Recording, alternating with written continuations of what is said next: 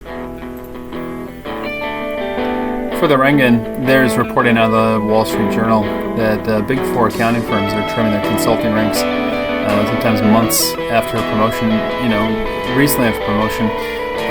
Not everybody knows the big four accounting firms include Deloitte and Touche, Ernst & Young, KPMG, PricewaterhouseCoopers. Very few Americans realize that none of them are American. None of them were founded in America. None of them are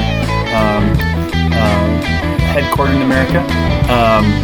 There were 66 shepherd tribes, according to the late great E.O. Wilson, the anthropologist and the biologist, that said there were 66 good shepherd tribes that each had their own method of accounting. It's not clear why America thinks that it needs 4 foreign accounting firms to lecture us on accounting.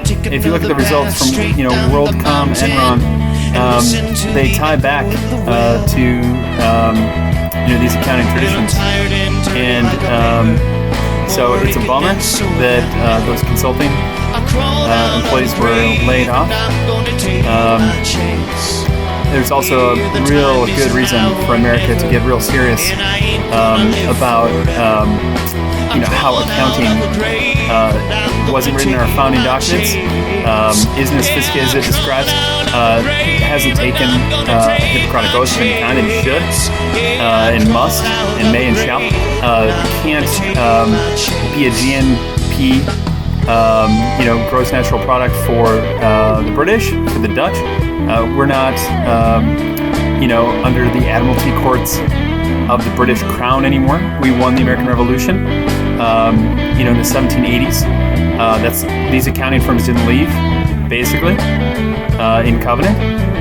We defeated the Dutch West India Company in 1787 in something they refer to as the Batavian Republic. That's near and dear to our heart here at the Rengen, where we are descended of the Lithuanian knights that brought the knights, the horses, the artillery to the American Revolution. And when the Dutch collapsed into their own civil war, we marched 20,000 Prussian regulars into Holland, 20,000 knights, Rengen. This is the namesake for our magazine, is the Rengen, which comes from the ancient Jaghetic word, the ancient Lithuanian word of the knight from range, of the ranged knight, the artillery knight. That's the namesake for the Rengen. And it's a shot across the bow, because again, these 4 accounting firms, they're not from here. So, they're vestiges of the British Crown that put Admiralty courts and stamp acts on Americans. Vestiges of the Dutch West India Company. Not everybody understands that the Dutch West India Company was headquartered in Albany, New York, and had a operation in what was called New Amsterdam until the Rengen, the white knights on white horses, came here from Prussia, from Lithuania, in 1773, and built a fort in a podium style. An ancient Jaghetic style, Lithuanian style, Batavian style, podium on the Hudson River, called West Point. West Point was critical because it's right on the Hudson River between Albany and New Amsterdam, what we now call New York. The defeat of the Dutch was a real critical thing, not just for the United States, but also for the world, commemorated by the Brandenburg Gate. The Brandenburg Gate can be found in Berlin, where it's been most, recently liberated from under the thumb of the USSR in the 1990s. It's important because the Brandenburg Gate commemorated the world, the Prussian, 65 shepherd nations came up together in 1773 in the American Revolution to throw down the Dutch, to throw down piracy. That's important, again, because the American Revolution was against Dutch and British accounting, and today we call them Deloitte, EY, PwC, KPMG. Those accounting firms didn't totally leave. They could have. We can have an accounting firm that's American, 250 years into our existence. Like I said, there were 66 tribes of good shepherds according to the late great E.O. Wilson. Each one had their own accepted accounting principles. And yet, what we've been provided is literally one AICPA with four big four accounting firms, of which, there's 64 other tribes of accounting. There was French accounting, there's Prussian accounting, there was Danish accounting, there's Swedish accounting, there's Norwegian accounting, there was Polish accounting, Lithuanian accounting, Estonian accounting, Latvian accounting. There are all these. There are Greek accounting, and there are all these legends of it. Including in Testament, and again, the systems of accounting that were there elsewhere were not inferior systems. They simply were not popularized, and the popularization of these accounting methods really came during Civil War Reconstruction, which is a very critical period of American history where a lot of mistakes were made. One of them was, throwing 64 whole traditions of accounting out the window in favor of AICPA accounting, which is ironic. Certified public accounting is, of course, an oxymoron because accountants in the AICPA and their association chose to not be publicly traded. They choose not to follow their own rules in their own organization of incorporating as a publicly traded model. The confusion for physicians, for hospitals, couldn't be more acute.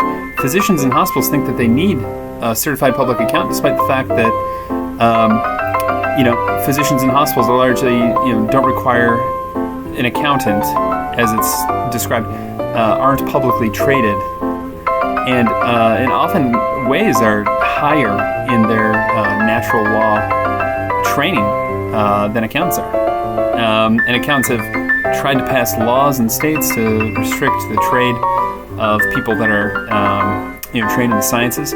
There is not medical science of certified public accounting. The track record of performance in certified public accounting isn't good enough, honestly. The American industrial juggernaut survived despite certified public accounting. Classic example is to look at the railroad industry. America had literally the second or third best railroad infrastructure in the whole world, behind the British, perhaps part of the Prussians. And what happened was the introduction of two things: Moody's bond ratings and certified public accounting. Moody's bond ratings were so non-scientific, were so non-natural, that it caused a moral hazard. And America doesn't even own two of its largest railroads anymore. Our railroads are owned by Canadians. No disrespect to the Canadians. There's only some 30 million people up there, and yet they own our railroads. Does that seem right? Is that moral? Is that wise? Does that seem like conservative accounting? How do you blow, of all the countries in the world, how do you blow the head start we had on rails? It traces back to Moody's and to public accounting. It wasn't the railroad conductors that got it wrong. It wasn't the energy producers that got it wrong. We didn't lose interest in sending freight cheaply. We didn't lose interest in sending customers cheaply. And yet, if you look around the world, America's freight infrastructure is equal or lower than a lot of what we used to call, in a pejorative term, second world countries, in the old USSR. And again, those are some of our shepherd brothers and sisters over there. Their relatives were here in the American Revolution. And so mostly I want to convince you that these exits of consultants out of the Big Four could be the beginning of something larger, which is America retaking its 64 other traditions of accounting. In what's necessary to have greater diversity of shepherd tribe traditions in accounting. Because again, relying on Dutch and British accounting has not made us a stronger people, has not made us a stronger republic, traces back to jingoistic, Dutch and British royalty that claimed that they were, more important than other colonists that came to America, stuck their neck out.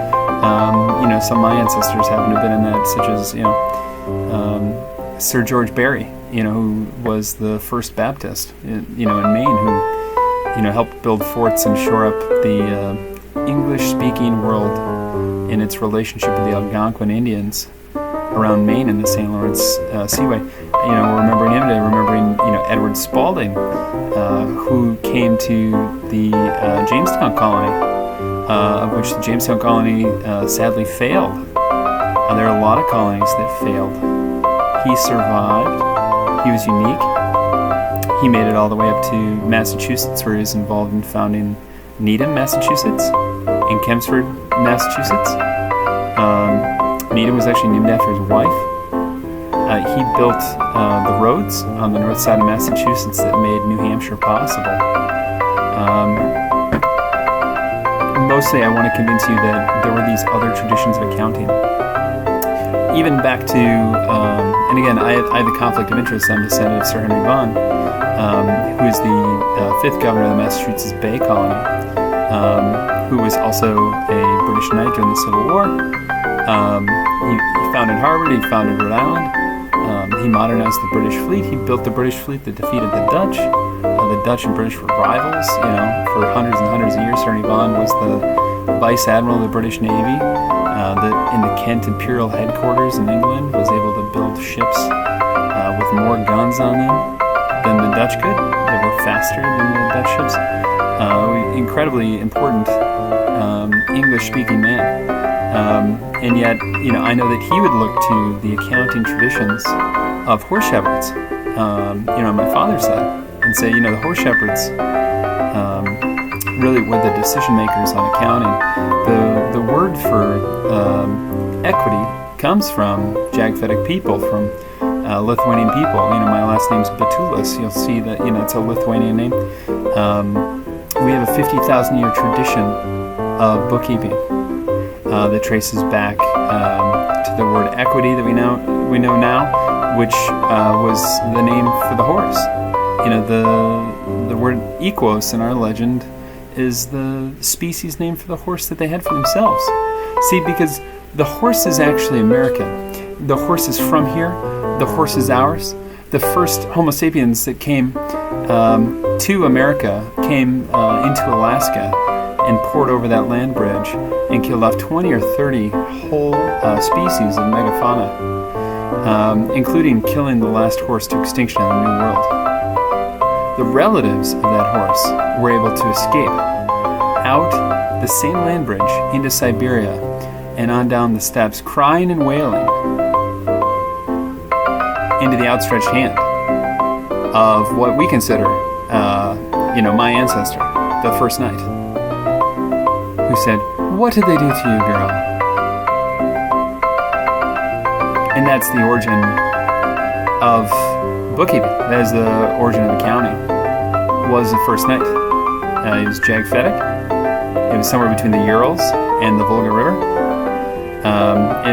So the horse is American. There's horse shepherd tradition people here. We've been doing it for 50,000 years.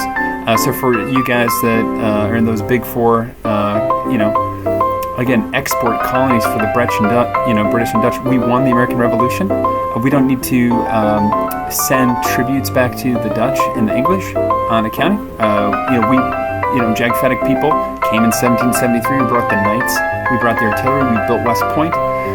We didn't need any help from Dutch or British accountants in that process. We also didn't need help from their consultants, but those consultants are willing and able to join us at Profi.me as part of this movement, the Rengen, where we take on the whole world and try to change the whole world for the better.